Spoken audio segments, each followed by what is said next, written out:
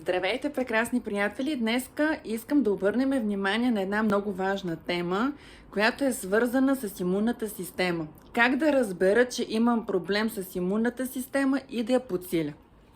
И така, има 4 много важни неща, които показват, че имунитета не ни работи както трябва. Първото нещо, което показва, това е честите настинки, грипа и вирусите, които ни съпътстват. Ако в годината сте боледували до сега 2-3 пъти, били сте на антибиотици или сте имали възпаление на гърлото и венците, искам да ви кажа, че това е много сериозен показател за проблем с имунитет. Второто нещо, което е, ако често имате алергии. Алергията е показател, че имунната ви система не работи и задължително трябва да обърнете внимание, като я подсилите за есенно-зимния сезон. Третото основно нещо, което показва, че имунитета не е както трябва, това е непрекъснатата умора.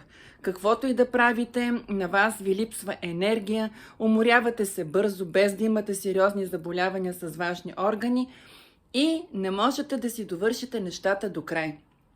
Това нещо показва, че имате липса на цинк в организма, а той е главният за регенерация на организма.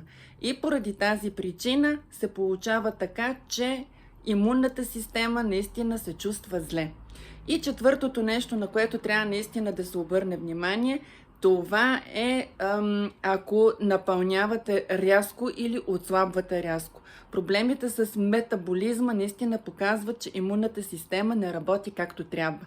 Под това видео сега ще ви оставям линкове с 10 продукта, които предлагаме, които са натурални, билкови. Можете да ги съчетаете и 10, можете да си изберете по ваш избор. До края на месеца има промоция, която е 20% намаление. И вие решавате как да подобрите имунитет. Каквото и да изберете, искам да ви кажа, че няма да сбъркате, защото е всичко натурално, билково, може да се ползва от всеки, включително от вашето семейство, от малки дечица, за здраве и благополучие. Чао и до скоро!